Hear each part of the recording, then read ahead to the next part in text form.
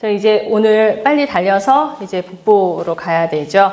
자, 요단강을 건너고 저희가 어제 이제 건널 때 어떤 마음에 어떤 준비를 했는지, 건넜을 때 하나님이 우리에게 할례를, 이스라엘 백성들에게 할례를 하고 유월절을 지키게 하셨어요. 하나님이 함께 하시겠다라는 거죠. 그리고 남부 여리고와 그 다음에 아이성 전투를 봤고요. 그 다음에 남부의 전투를 봤었어요. 남부 전투의 중요한 그 전투가 벌어지기 전에 기브온 사람들에 대해서도 저희가 살펴봤었어요. 기브온 사람들은 속임으로 속였었지만 하나님의 그 백성이 속해지게 되는, 그래서 나중에 계속적으로 하나님의 백성 가운데 머물게 되는 것을 볼 수 있게 됩니다.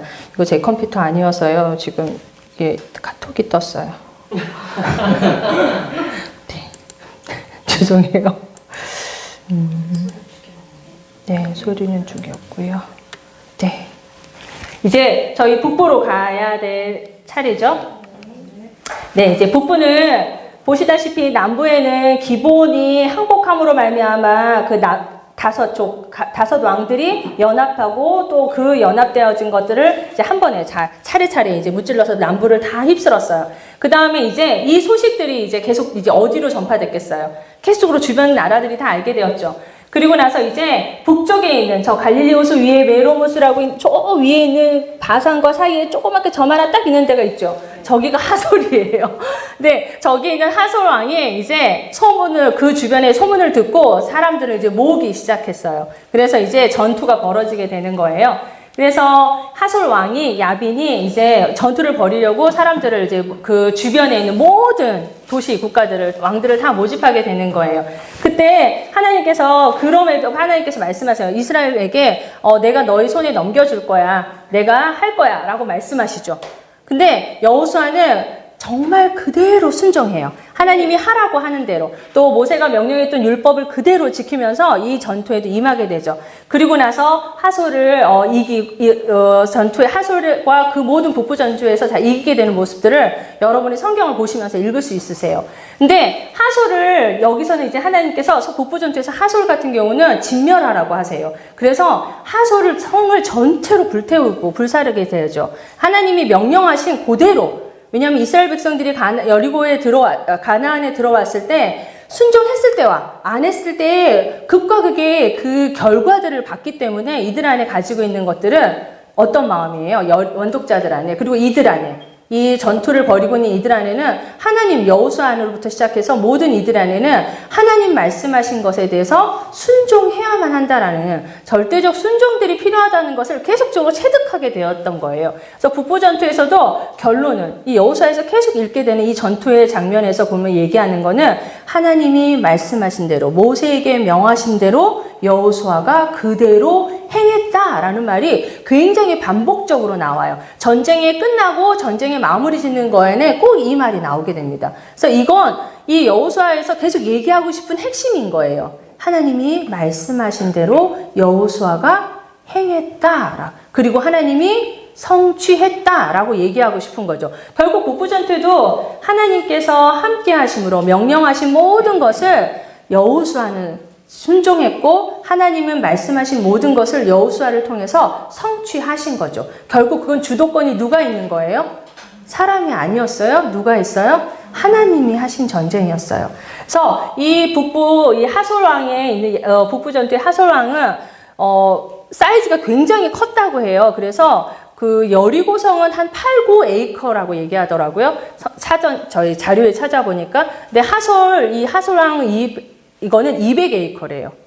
그러니까 엄청나게 큰 성이었던 거예요. 그래서 이 하솔 왕이 하솔 왕 야빈의 이 성을 하솔 성을 진멸하는 것은 그 북부 전체 안에서 굉장히 상징적 의미가 되었고, 이스라엘 백성들이 이긴 것에 대한 하나님의 승리에 대해서 이 주변 나라에 대해서 다 정확하게 보여줄 수 있는 사건이었던 거죠. 그래서 결국 이제 중부, 남부, 북부를 다 이제 전쟁을 해서 하나님이 행하시는 대로, 말씀하시는 대로 여호수아는 하게 됩니다. 그래서 이 모든 것들을 보면서 가나안 족속들은 알게 되겠죠. 뭘 알게 됐을까요?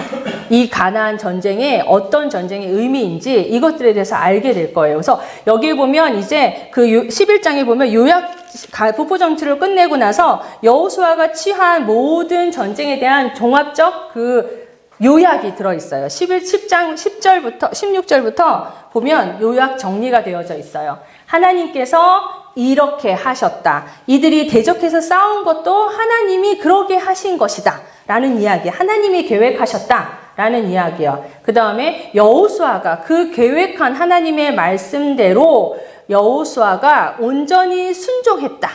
그리고 하나님께서 그 순종함으로 말미암아 이 이스라엘 땅에 가나안 땅을 이스라엘 땅으로 하나님께서 성취하셨다라는 이야기가 16절부터 23절까지 나와 있죠.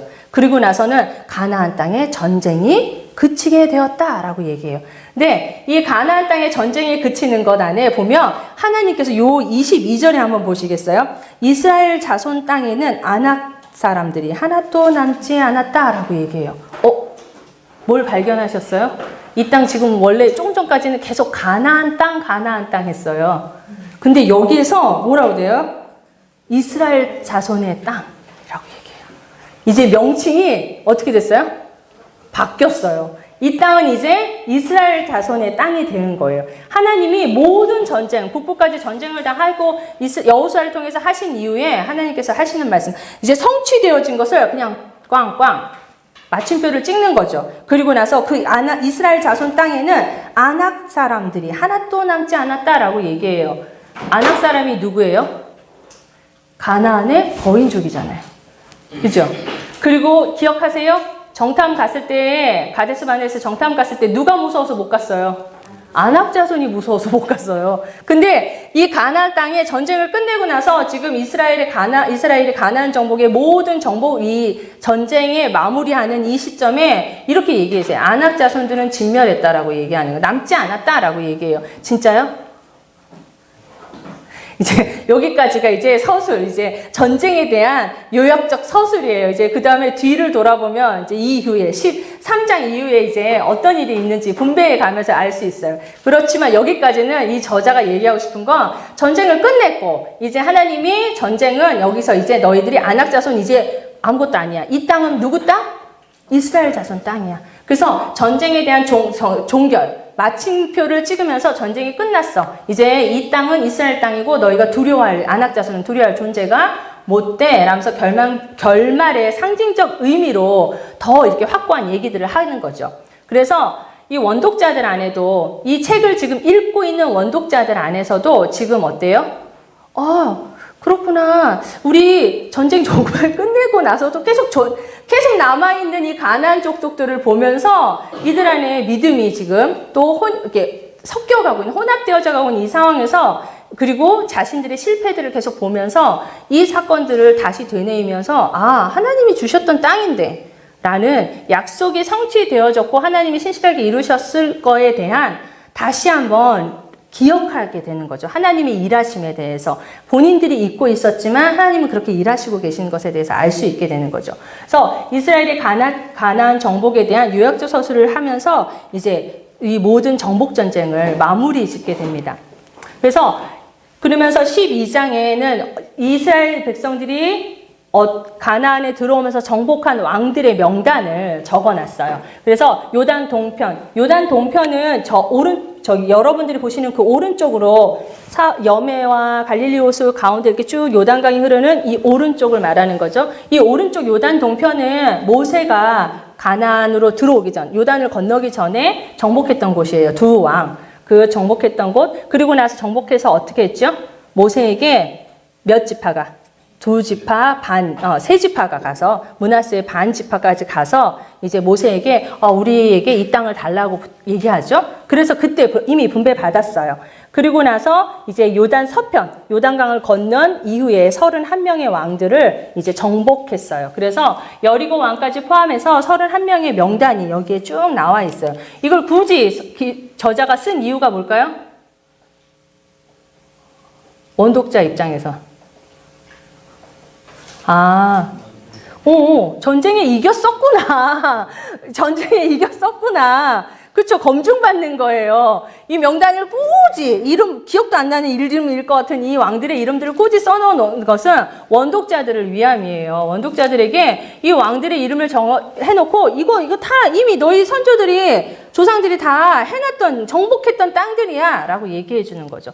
명확하게 얘기해 주고 있습니다. 그래서 이제 12장에 정복의 사건들이 다 끝나게 돼요.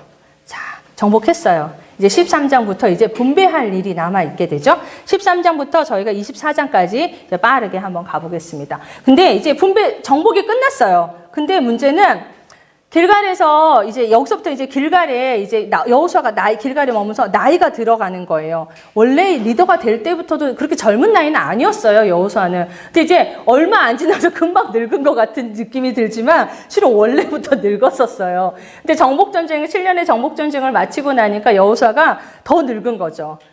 그 늙은 몸을 이끌고 정복전쟁을 했기 때문에 였던 것 같아요. 그래서 늙은 여호수아가 이제 얘기하는 거예요. 근데 돌아보니 아직도 정복 전쟁은 끝났지만 존속하고 있는 가나안 땅에 가나안 족속들이 남아 있는 거예요. 그리고 땅에도 아직도 정복하지 못한, 차지하지 못한 땅들이 있는 걸 보게 되는 거죠. 그래서 여호수아가 나이가 많이 늙었고 이제 그래서 어떻게 해야 될까라고 해서 이제 땅을 빨리 분배해서 너희들이 이 땅을 더 전투적으로 차지해야 하겠구나. 그래서 이제 분배를 해주려고 하는 거예요. 근데 이때부터 이제 여호수아는 여호와의 명령으로 자 이제 우리 분배하자. 땅을 얻을 땅이 아직도 남아 있어. 우리 분배해서 다 우리 땅으로 차지해야 돼라고 이제 여호수아에게 하나님께서 명령하시죠. 그래서 이 분배하는 작업들을 이루어요. 이건 23장에 21장에 가면 다 마지막 분배를 마치면서까지 이제 딱 종결하는 말이 나오죠. 21장에. 그래서 그 사이에 분배하는 사건들이 나오게 됩니다. 그래서 보시면 어떤 게 남아 있는 땅일까요? 예. 주황색이 이 정복한 땅이에요. 전쟁으로. 근데 여기 보세요. 초록색 땅이 아직도 남아 있어요. 가나안 땅에 사람들이 남아 있는 거예요. 자, 그러면 정복되지 않은 땅들이니까 어떻게 해야 돼요? 정복해야 돼요. 아직도 쫓아내어야 할, 정복해야 할 땅이 남아 있는 것에 대해서 그래서 하나님께서 명령하시죠. 내가 그들을 이스라엘 자손 앞에서 쫓아낼 거야. 그러니까 명령한 대로 그 땅을 이스라엘에게 분배해서 기업이 되게 해서 니네 함께 차지하라 라고 얘기하시는 거예요. 그러면서 이 이후에 12지파들에게 계속적으로 경계선을 그어주며 어느 지파가 어느 땅의 경계를 받아 여기서부터 여기까지야, 어느 지파는 여기서부터 여기까지야 라고 계속적으로 땅의 분배의 경계선을 나타내주면서 얘기해요. 여기 읽다 보면 저희 졸립잖아요.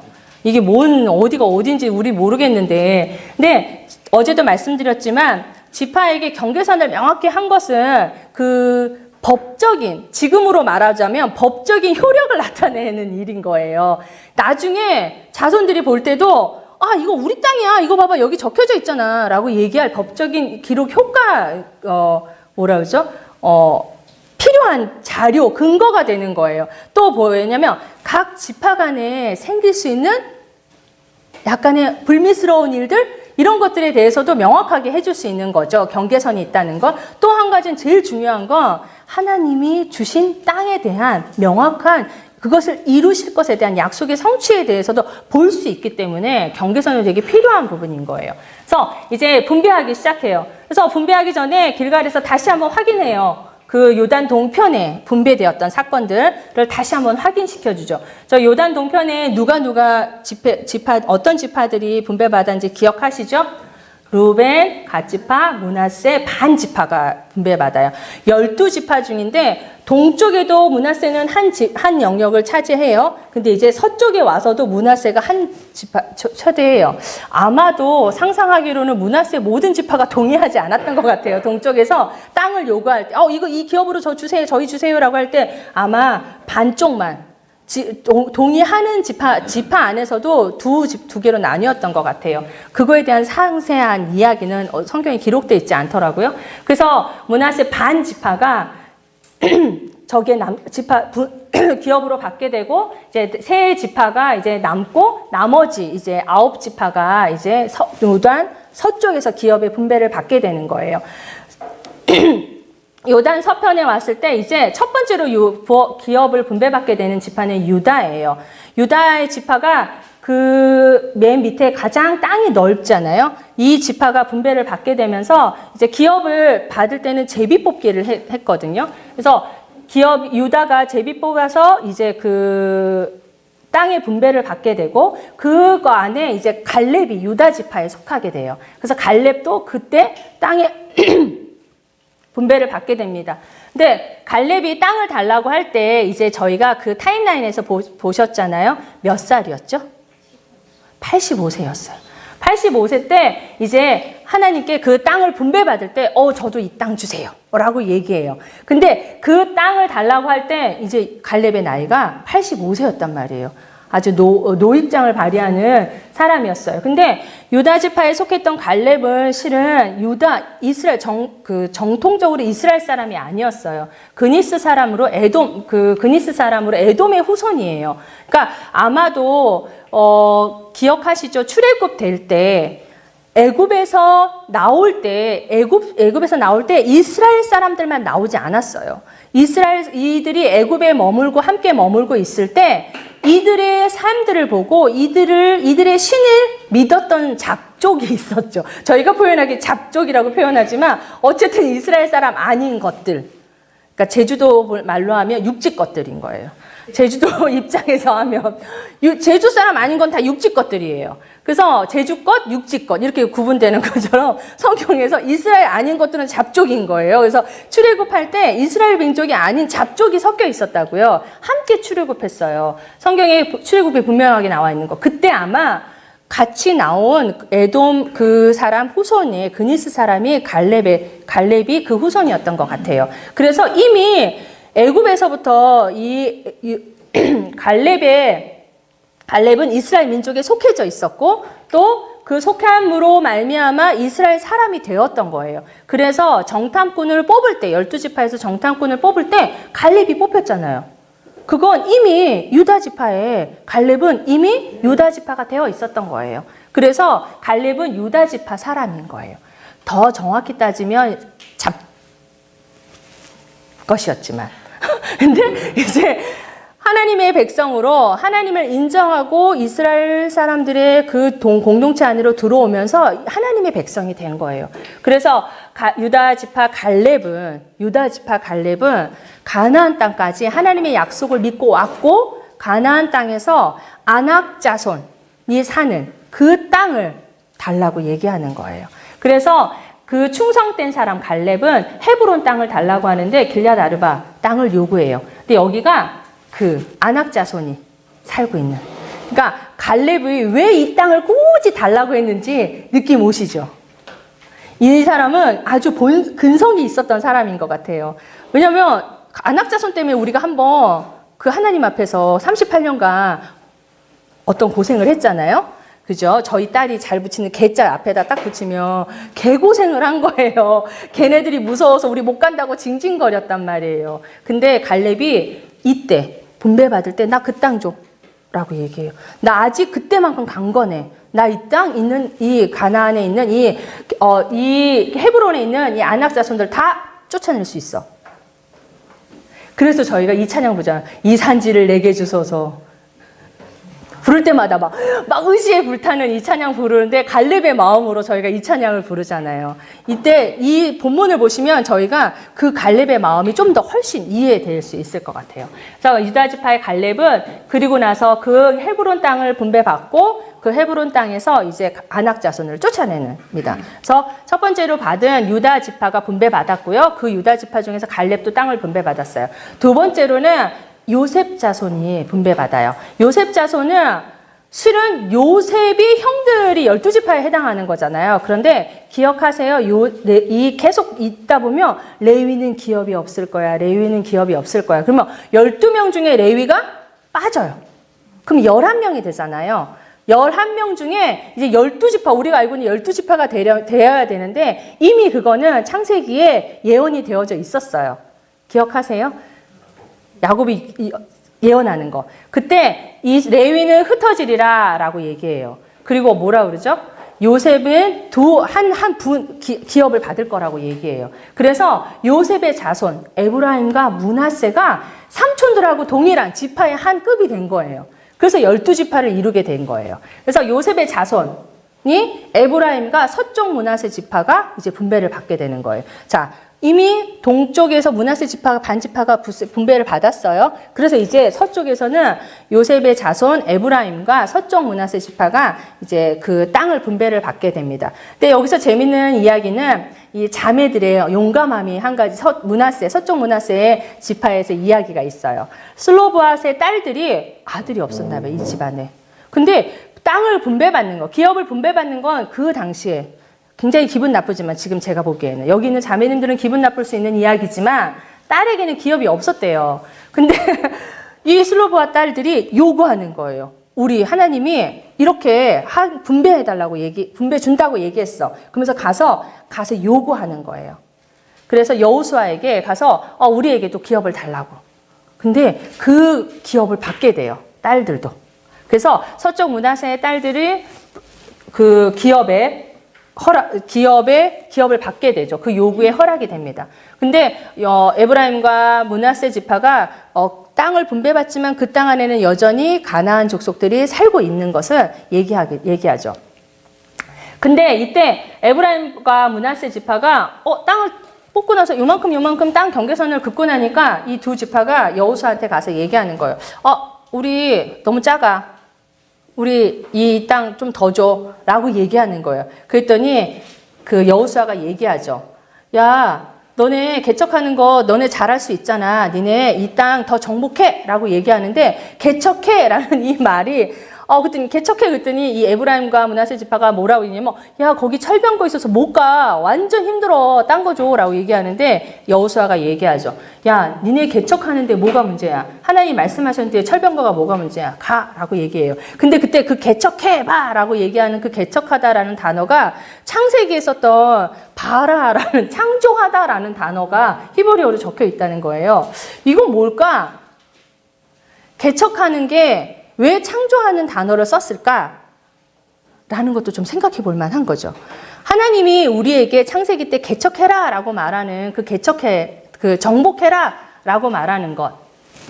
하나님이 창조하신 것에 대해서 우리가 이미 이제 우리는 하나님의 백성이 됐잖아요. 이스라엘 백성들 하나님의 백성이 되었잖아요. 근데 하나님이 세상 아무것도 없는 것에서 하나님의 의지로 하나님이 만드셨어요. 근데 가나안 땅에 하나님의 백성이 하나님의 의지로 뭔가를 만들어낸다라는 의미가 아닐까라고 저는 생각이 들더라고요. 그 단어에 바라라는 단어 히브리어를 썼던 게 그런 뜻이 아닐까. 이스라엘 백성들이 이미 하나님의 백성이 되었고 하나님의 거룩함을 지닌 사람인데 이제 하나님처럼 가나안 땅에서 하나님의 의지를 보이고 하나님의 방식대로 살아가는 것, 이게 개척하라, 창조하라 라는 뜻이 아닐까라는 생각이 들더라고요.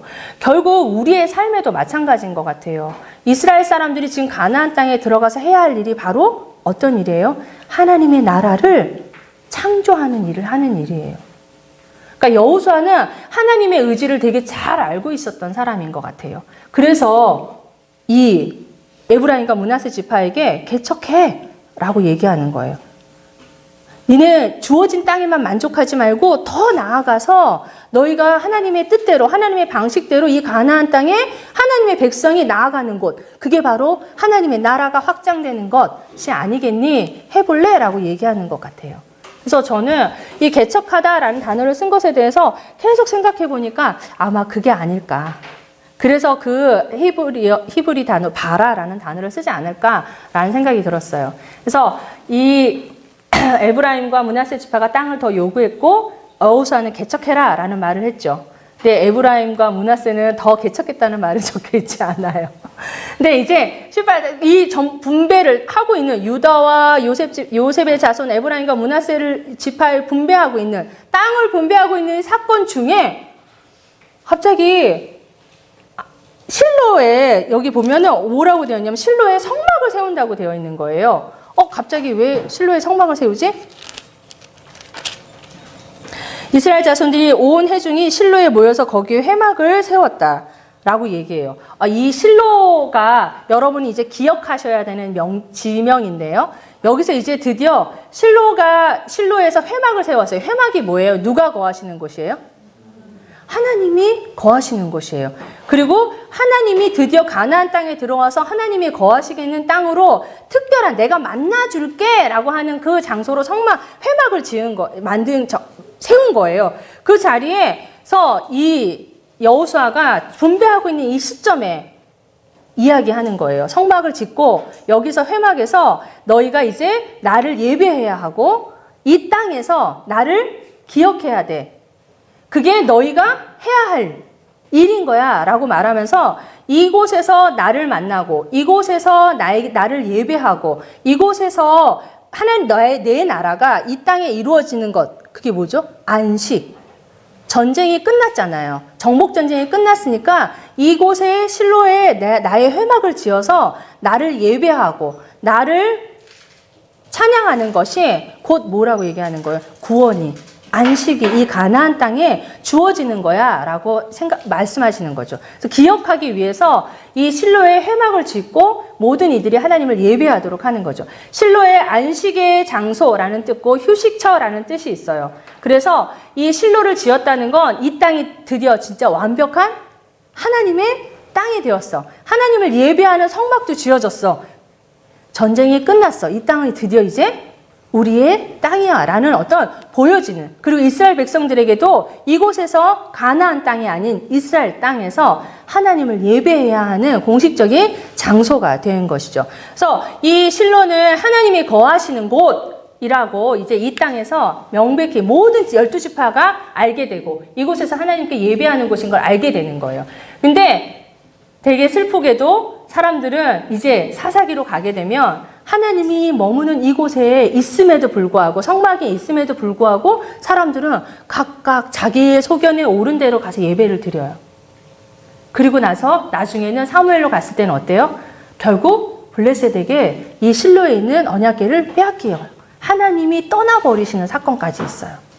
그래서 이 실로는 여러분들이 이제 기억해 두셔야 하는, 하나님을 예배하는, 가나안 땅에 들어가서 첫 번째 지어진 그 장소인 것에 대해서 기억하시면 돼요. 그래서 분배하는 곳 중간에 이 실로에서 회막을 지었다는 것. 그리고 이제 나머지 7지파 남았죠? 7지파의 땅의 경계들을 이제 다시 이제 분배하고 하는 일들을 하게 돼요. 이 남은 지파들한테는 이제 사람들 보내서 야, 남은 땅들 모양 좀 그려와봐. 어디 남아있니? 이제 그래가지고 남은 걸 그려오게 한 다음에 이제 제비를 다시 뽑아요. 그 다음에 인구 비례해서 제비를 뽑아서 이제 나누어 주는 거예요.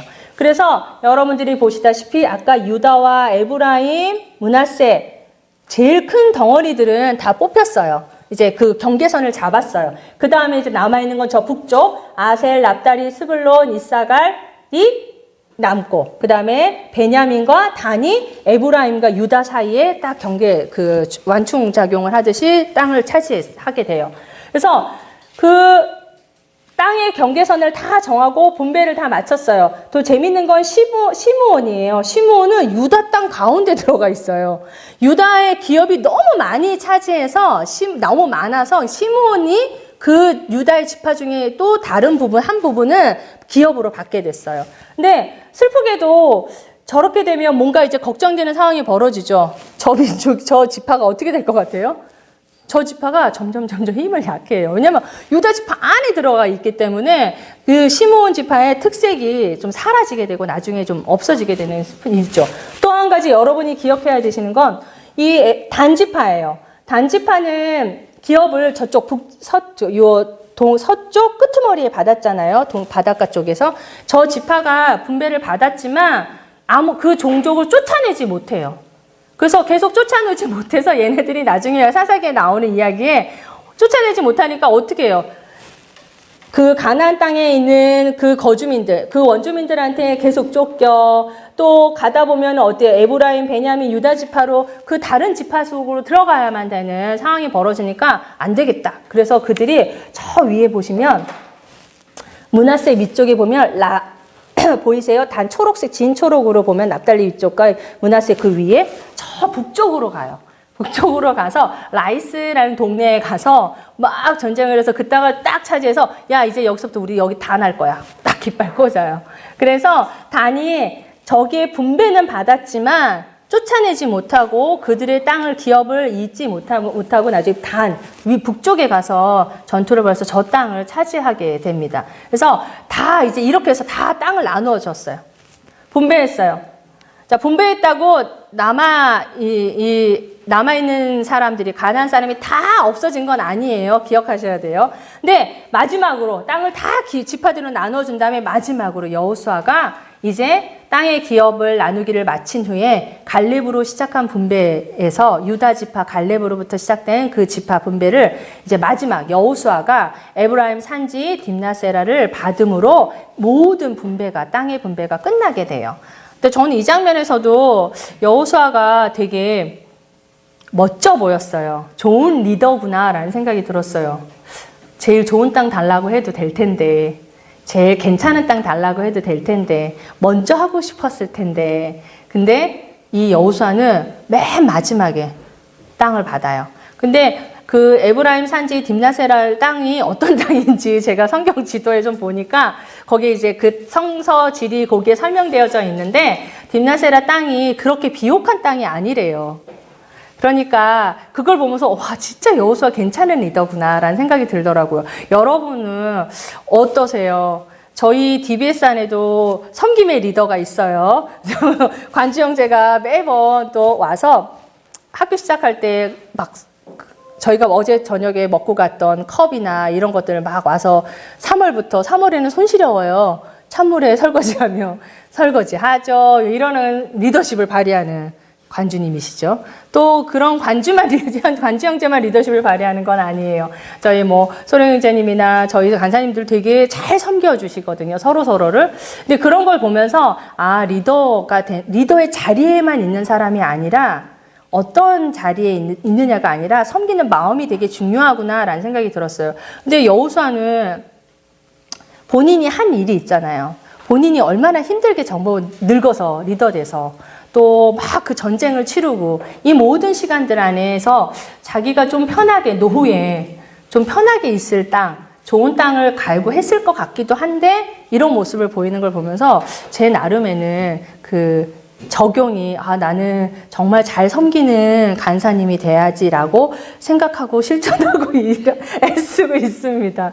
그래서 여러분들 어떤 그 여호수아에 대해서 보시면서 어떤 마음이 드셨는지 또 볼 수 있을 것 같아요. 그리고 나서는 지파를 다 분배한 다음에 이제 한 일이 있어요. 뭐냐면 도피성이라는 이 지명한 6개의 도피성을 지정해요. 근데 그 요단 동쪽에 3개, 서쪽에 3개 어디가 도피성이다 라고 지명해줘요. 근데 이 도피성을 굳이 지명하는 이유가 있었어요. 여러분들이 모세오경 배우실 때 들으셨어요, 이미. 생명 존중의 원리가 있어요. 부지 중에 나도 모르게 내가 그런 의도가 아니었어. 도끼질 하다가 도끼가 그냥 휙 도끼 머리가 날아갔는데 누구한테 맞았는데 죽었어. 내 의도는 아니었잖아요. 그 사람은 어떻게 해요? 그 당시의 법으로는 죽임을 당해야 돼요. 근데 그건 너무 억울하잖아요. 이 생명이 너무 억울하잖아요. 죽은 사람도 물론 억울하지만 죽은 사람도 억울한데 또 부지 중에 저지른 이 사람도 또 억울함을 당할 수 없으니까 이 생명에 대해서 하나님이 존중해 주는 거죠. 그래서 뛰어서 하루길 이상에 있는 거리래요. 다 12지파들이 뛰어서 갈 수 있는 모든 거리에 있는 게 이 도피성이래요. 그래서 누구든지 자기가 살고 있는 장소에서 부지 중 저지른 죄로 인하여서 하루 만에 가서 갈 수 있는 곳에 다 이 도피성을 만들어 놓은 거죠. 그리고 이거는 이스라엘 민족에만 혜택되는 법이 아니었대요. 그 땅에 살고 있는 이방인도 동일하게 이 혜택이 주어졌었대요. 그래서 그런 걸 보면 하나님이 그 생명에 대해서 하나님의 그 마음에 대해서 알 수 있는 것 같아요. 이 원리들을 보면서요. 그래서 저는 이 작년에 이 여호수아를 강의할 쯤에 제가 그때 생각했던 이 도피성을 보다가 갑자기 또 생각이 났어요. 왜냐하면 여러분 안에 그 당시에 저희가 제가 이 공부를 할 때 저희 집에 날라온 우편물이 하나 있었어요. 이게 뭐였냐면 그거예요. 그 성범죄자의 그 안내 있죠. 받아보셨어요? 그런 거 집으로 날라와요, 요즘에는요. 그래서 그게 날라와서 이 근방에, 내가 살고 있는 이 집 근방 안에 성범죄자가 누가 이렇게 이름도 사진도 탁 나와요. 이 사람이 어떻게 됐는지도 쫙 나와 있는 이 신상명예서가 저한테 딱 날라와요. 처음 보는 아저씨 얼굴이 딱 더 있는 거예요. 근데 저희 집 반경에 주소를 보니까 저희 집 근처인 거예요, 진짜. 제가 그걸 딱 보는 순간, 어떡하지? 저희 집에 딸이 있잖아요. 그래서 그때 제가 그날 밤에 하진아 엘리베이터를 탈 때는 말이야 뒤를 잘 봐야 돼 막 이런 얘기들을 하면서 엘리베이터를 누르고 뒤를 잘 보다가 빨리 탄 다음에 엘리베이터가 센서가 있으니까 들어와서 또 있으면 딱 열리니까 열리지 않도록 옆으로 싹 빠져라 뭐 이러면서 그 행동 강령 있잖아요. 대처 방법 이런 것들을 막 얘기했어요. 그때 병현지가 저희 남편이 듣고 있다가 당신 뭐 하는 거예요? 했더니, 아, 여보, 이제, 이런 성범죄자가 우리 집 근처에 있다. 근데 이게 처음 받아본 건 아니에요. 근데 이제 저희 딸이 어릴 때는 그냥 제가 크게 민감하지 않았는데, 저희 딸이 중학생이 됐는데, 이 편지를 받으니까 너무 가슴이 콩닥거리는 거예요. 그러면서 제 안에 이 도피성에 대한 이 책을 다시 이제 읽은데, 제가 했던 모든 행동들이 다시 한번 생각이 나는 거예요. 만일에 이 사람도 그리고 혹시 아니어도, 부지정이 아니어도 이 사람에게는 영원한 은혜는 없는 건가?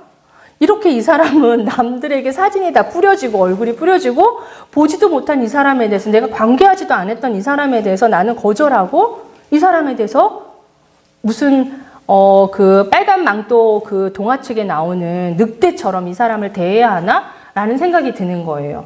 그러면 이들에게는 이 땅에서는 도피성과 같은 존재의 공동체는 있어야 되지 않을까라는 생각이 들더라고요. 어떠세요? 요즘에는 교회에서도 그 이혼하신 분들, 또 동성애자들, 이렇게 우리가 생각하는 기독교의 윤리 안에서 좀 어긋난다 싶은 사람들이 있잖아요. 그 사람들이 오지를 못하는 공동체는 아닌가? 그 사람들이 만일에 그래도 본인의 의지를 다 들여서 나 그래도 하나님 믿고 싶어. 나 하나님으로부터 구원받고 싶어. 난 평강을 누리고 싶어 하고 오는 사람들이 있다면 우리는 어떻게 해줘야 되는가? 만일에 지금 우리 공동체 안에 그런 사람이 들어온다면 어떠시겠어요? 멀리 갈 것도 없이 저희 DBS 안에 그런 사람이 함께 우리가 함께 그런 백그라운드가 있는 분하고 함께 머물 수 있다면 여러분의 아침에 찬양하실 때처럼 서로 안아주고 사랑 고백하실 수 있으시겠어요? 저도 지금 여러분한테 말하지만 제가 얘기했잖아요. 저희 딸 사진 잘 봐도 이런 거 보면은 피해야 돼? 막 이러는단 말이에요. 그러니까 이 당시에 이미 하나님은 사람들의 마음들을 아셨던 것 같아요. 그래서 이 도피성이 이 기능들을 피할 길들을 주시고 또 그곳에서 일정간 생명을 보존할 수 있고 거기에 그 레위 대제사장이 죽으면 이 사람은 자유로워져요. 그 뒤로는 이 사람 돌아다녀도 돼요. 그리고 그 공동체가 그 레위인이 살고 있는 그 도피성의 성읍에서 이 피했던 이 사람은 그 공동체 안에서 보호받을 수 있었어요. 함께 책임졌었어요. 그때 레위 사람들이. 도피해 온 사람들을. 우리도 지금 이 부분에 한 번쯤은 생각해 볼 부분이 아닐까라는 생각들이 좀 들었어요. 그래서 그리고 이 당시의 사람들 안에도 가나안 정복하는 이때도 하나님은 레위인의 그 이스라엘 사람들뿐만 아니라 이방인들에게도 동일하게 생명은 존중되어지는 것에 대해서 계속 말씀하시고 계시는 거죠. 그래서 이들 안에 정복 전쟁을 하지만 하나님의 그 근본 원래의 마음들에 대해서 이 도피성을 통해서도 계속 하나님 말씀하시고 계셨던 것 같아요. 지금도 우리에게 동일하게 그때만이 아니라 우리에게 지금 도피성 없잖아요 라고 말할 것이 아니라 하나님이 보이지 않는 도피성, 우리가 그 공동체가 되어줄 수 있는 무언가, 또 내가 그런 존재가 도피성과 같은 존재가 되어줄 수 있는 무언가가 있을지도 모른다는 생각이 들더라고요. 그래서 우리 안에 그런 도피성을 보면서 제 안에 그런 마음들이 좀 들었었어요. 그리고 나서 이 분배할 때 계속적으로 반복했던 레위 지파는 기업이 없다라고 얘기했죠. 그래서 그 레위 지파가 기업이 없는 것에 대해서 여호와 하나님께서 드리는 재물이 그의 기업이 되고 하나님이 레위인의 기업이 되고 또 뭐예요? 그들이 그 제사장 직분을 행하는 게 그들의 기업이 되는 거예요. 그래서 그들에게 주어지는 것은 거할 성읍과 가축과 재물을 위한 목초지만 그 레위인들에게 주어졌어요. 그리고 그들은 이거는 이미 창세기 때 그들에게 주어졌던 예언의 성취였던 거죠. 그래서 이들이 흩어진 이유, 레위인이 흩어진 이유를 보면 첫 번째 아까 말씀드린 뭐였죠? 예언이 성취되는 거예요. 흩어지리라 라고 했던 그 레위인들은 흩어지리라 하고 했던 그 말씀 때문에. 그리고 또 한 가지는 레위인을 흩은 주님의 뜻이 있었어요. 뭐였냐면 이들에게 백성들에게 하나님을 가르쳐야 하는 위치에 있었잖아요. 왜요? 하나님의 율법을 가르치는 존재가 있어야 됐었어요. 그게 레위인이 해야 하는 일들이었어요. 그리고 하나님의 율법을 기준으로 옳고 그른 것, 부정한 것, 거룩한 것에 대한 그걸 가르쳐 줘야 되는 직책이 레위인이 해야 됐던 일들이에요. 그러면 도피성도 마찬가지죠. 레위인이 해야 하는 몫이었던 거예요. 죄 부지 중에 지었던 거룩하지 않은 피를 본 부정한 사람을 거룩하게 해줘야 하잖아요.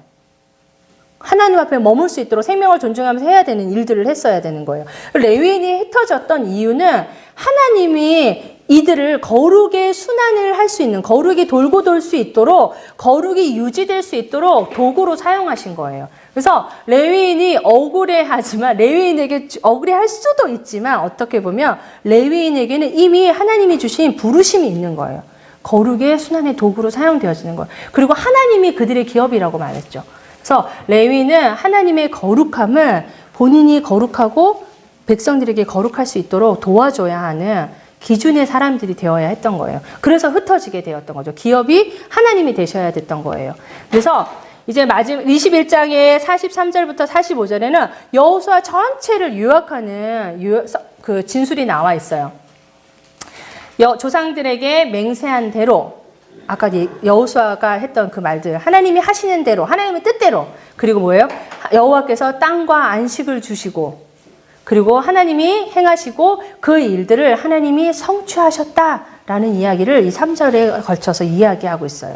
그래서 하나님이 하신 일이, 결국 이 모든 일이 하나님이 계획하셨고 하나님이 진행하셨고 하나님이 성취하셨다라고 얘기하게 되는 거예요. 이걸 보면서 원독자들은 어떨까요? 아, 이게 우리가 한 일이 아니었고 하나님이 하신 일이었구나 라고 알고 있겠죠. 그래서 이 여호수아 저자는 계속적으로 얘기하는 거, 여호수아는 얘기하는 거, 이 일은 하나님의 주도권이 있는 거야. 하나님의 신실함으로 이루어진 거야. 그걸 믿어야만 해. 그리고 또 계속적인 반복적인 단어들. 하나님 말씀하신 대로 내가 다 순종했더니 하나님이 더 이루셨더라.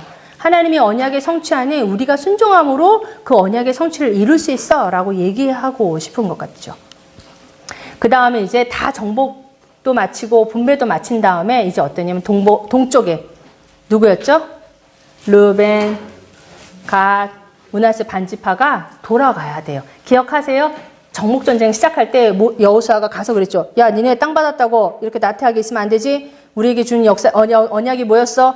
가야지? 근데 니네 안 가고 여기가 좋사오니 하고 니네 땅 가지고 있으면 안 되겠지. 자, 같이 가자 했었잖아요. 그래서 이 동쪽 동편에, 요단강 동편의 동쪽의 지파, 세 지파들이 정복전쟁의 가장 앞에 서서 열심히 싸웠어요. 같이 싸워져서 정복전쟁을 했단 말이에요. 그리고 모든 나머지 지파, 9지파들이 분배받는 사건들을 다 봤어요. 이제 그래서 동쪽에 있는 이 세 지파들은 다시 이제 그 동쪽으로 요단강을 건너서 돌아가야 하는 상황이 된 거예요. 근데 가다 보니까 무슨 생각이 들었는지 이들이 가는 그 요단 강가에 단을 쌓는 거예요. 돌무더기를 막 쌓아요. 근데 그 단 이름이 그게 증거라는 뜻이에요. 근데 그 단을 쌓는 것을 쌓은 걸 보고 서쪽 지파들이 동쪽 가고 있는데 단 쌓는 걸 보면서 흥분하는 거예요. 왜 흥분했겠어요? 아니, 우리에게 단을 쌓는 거 무슨 의미예요? 언약의 의미도 있지만 제사를 지내는. 야, 니네 우리한테 지금 하나님을 제사하는 곳이 있는데 니네 거기서 하는 거 율법을 어기는 거 아니야? 야, 니네 미쳤어? 거의 뭐 이런 수준으로 막 얘기를 했겠죠. 그랬더니 동쪽 지파가 하는 얘기가 있죠. 아니야, 야, 우리가 단 쌓으려고 그랬으면 왜 니네 요 편에 쌓았겠니? 우리 건너가서 쌓지. 여기다 쌓은 이유가 있어. 니네 지파 우리 강 건너가면 강 하나가 뭐라고. 니마가 강을 건너지. 요 강 하나가 뭐라고. 강 하나 건너고 나면 어떻게 돼요? 니네가 우리 잊을까 봐. 니네가 우리 잊을까봐. 그리고 니네랑 우리랑 같은 한 하나님의 믿는 종인데 이걸 보면서 자손들에게 나중에 이게 어떤 의미인지 우리가 우리의 동족이 우리의 혈육들이 저쪽에 있는 것을 기억하기 위해서 하나님의 한 백성인 것을 기억하기 위해서 쌓은 거야 라고 얘기하죠. 서쪽 사람들이 이제 얘기하죠. 난 니네가 또 죄 짓는 줄 알았지. 하나님을 거역하는 줄 알았지. 이게 그리고 그 죄 알잖아. 죄가 들어오면 모든 공동체 안에 확산되잖아. 그래서 내가 니네 깜짝 놀랬지. 이런 사건들을 하나 이제 있게 되죠. 그리고 이제 동쪽 지파가 돌아갑니다. 근데 이 동쪽 지파가 그 염려했던 그 상황들이 실은 나중에 사사기에서 막 나타나요. 그 강이 뭐라고. 강 하나 건너두고 이 동쪽과 서쪽 지파들이 서로 이제 한 혈육임을 이제 잊게 되는 상황들이 막 벌어지죠. 그래서 나중에 이 강 하나로 말미암아 지파들이 이제 분열이 되고 나중에 이제 이런 일들을 이제 나중에 이제 보게 됩니다. 이제 여호수아가 이제 늙어서 이제 드디어 많이 늙었어요. 늙어도 많이 늙었나 봐요. 여호수아가 이제 하나님 앞에 이제 백성들을 모아서 다시 얘기하는 거예요. 마지막 가르침. 하나님이 이때까지 어떻게 하셨는지 우리에게. 하나님이 우리를 위해서 싸우셨어. 그리고 하나님은 우리를 위해서 약속하셨던 것들을 성실하게 성취하셨어. 그러니까 니네 기억해. 율법 지켜. 그리고 정말 하나님만 사랑해. 라고 얘기하는 거예요. 이 얘기 여호수아가 어때요? 처음에 전복전쟁 하기 전에 기억나세요? 하나님이 여호수아에게 하셨던 말씀이잖아요. 너는 마음과 뜻과 정성을 다해서 나를 사랑하고 율법을 지켜라. 네 입에서 떠나지 않게 해라. 라고 여호수아에게 말했던 말씀이에요. 근데 이 여호수아가 이 마지막에 백성들에게 이렇게 또 얘기하는 거예요. 자기가 들었던 말들을 본인은 성실히 행했어요. 그리고 이제 남은 날이 얼마 안 남았어요. 백성들에게 이제 또 얘기하는 거예요. 뭐라고 얘기했죠? 율법 지켜. 진짜야. 이거 지켜야 돼. 그리고 하나님만 사랑해. 라고 얘기해요. 이 여호수아는 아마 정복전쟁을 하면서 가나안 땅의 민족들을 종족들을 과의 많은 전투 그리고 그 땅에서 있었던 많은 그 문화들을 보면서 아마 촉이 왔었던 것 같아요. 제가 생각하기에는 그러지 않고는 이렇게 늙은 나이에도 죽기 직전까지 계속적으로 얘기하는 건 왜냐면 그들이 어떻게 살았는지 여호수아는 다 알잖아요.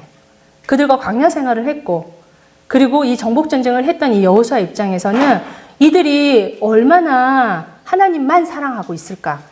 안 될 거에 대해서 너무 막 아는 거죠. 유혹이 올 거에 가나안에서의 살아감에 그 유혹이 올 것에 대해서 여호수아는 이미 그 연륜으로 기억했던 것을 예측을 하지 않았을까를 생각해요. 그래서 이 높아심으로 다시 얘기하는 거예요. 야, 니네 진짜 하나님만 믿어야 돼. 하나님만 섬겨야 돼. 하나님 말씀하신 율법을 지켜야 돼. 그리고 나서 이렇게 얘기하죠.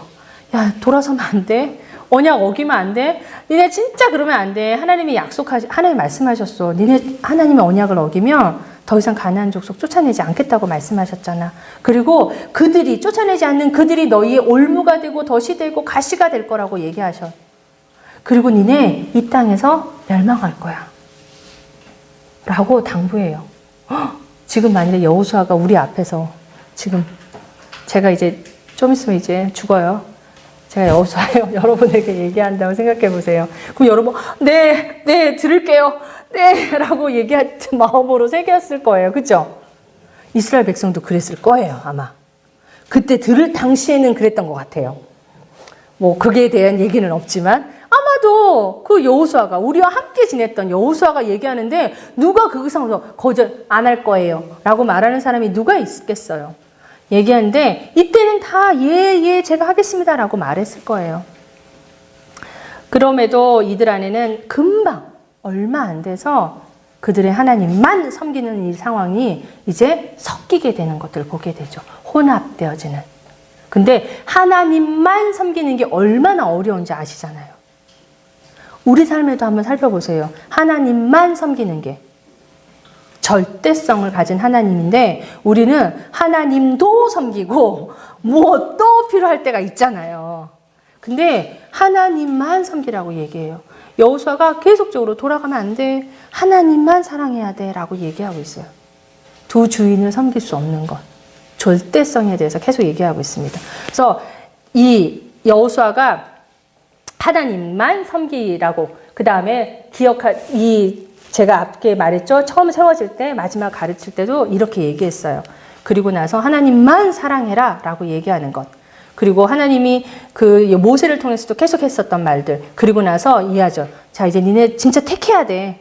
또 이 노인네가 이제 가기 전에 또 얘기하는 거. 니네 진짜 얘기하는데 돌아서면 이렇게 될 것까지 다 말한 다음에 또 얘기하는 거야. 니네 진짜 택해야 돼.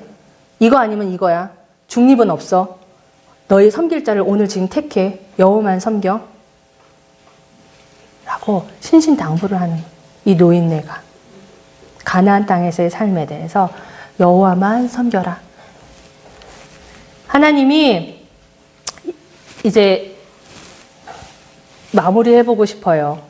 이 여호수아에서 하나님이 어떤 일을 하셨어요? 하나님은 하나님의 약속을 성실하게 이루어 가시는 것에 대해서 이 여호수아는 계속적으로 얘기하고 있어요. 어떻게 하나님이 그 약속을 안식한 땅을 주겠다고 하셨던 그것에 대해서 하나님은 이 전쟁 가나안 정복을 통해서 하나님의 신실하심에 대해서 행하신 것에 대해서 계속 얘기해 주고 계세요. 하나님이 어떻게 율법을 주셨고 어떻게 땅을 주셨고 그 땅을 주는 것에 대해서 어떻게 내가 동행하면서 이들 안에 주원지에 대해서 계속 얘기하셨어요. 근데 이스라엘 백성들은 어떻게 그때 당시에는 반응했어요? 순종했어요. 하나님의 언약을 신실하게 이루시도록 순종함으로 그 언약의 성취를 봤어요. 근데 우리에게도 지금 이 여호수아를 통해서 기억해야 하는 건 하나님의 약속을 얼마나 믿고 순종하느냐, 순종의 삶을 계속 살아가는가, 지속적으로 살아가는가를 이 여호수아를 통해서 볼 수 있을 것 같아요. 그래서 이스라엘 백성들도 지금 이 시대의 연독자들도 다시 한번 하나님의 언약을 이루시고 행하시는 그분에 대해서 또 백성들이 어떻게 순종할 때 하나님이 이루신지에 대해서 이 샘플을 다시 한번 기억하게 되겠죠. 우리에게도 동일하다고 생각합니다. 하나님이 말씀하시는 언약을 어떻게 이루어 갈 것인가. 분명한 건 하나님은 약속하신 것을 이루실 분이에요. 그분의 성품에 근거한다면 어떤 방식으로도 이루실 거예요. 근데 내가 그 자리에 함께 있을 것인가 없을 것인가, 내가 그 언약의 성취에 순종이라는 숟가락을 얹어서 그 영광을 함께 누릴 것인가 아닌가, 그것이 우리에게 이 여호수아를 통해서 남아있는 것 같아요. 그래서 이 약속의 땅을 차지할 수 있었던 비법은, 유일한 방법은 하나님이 일하셨고, 그리고 그 하나님의 일하심에 어떻게 해요? 가르쳐 주신 방법대로 순종하였더니 약속의 땅을, 언약을 이루었다. 하나님의 언약이, 그리고 하나님의 안식이, 하나님의 구원이 오게 되었다라는 게 이 여호수아의 마지막 결론이에요. 그래서 저는 여호수아를 한마디로 본다면 언약의 성취를 이룬 순종이라고 생각합니다.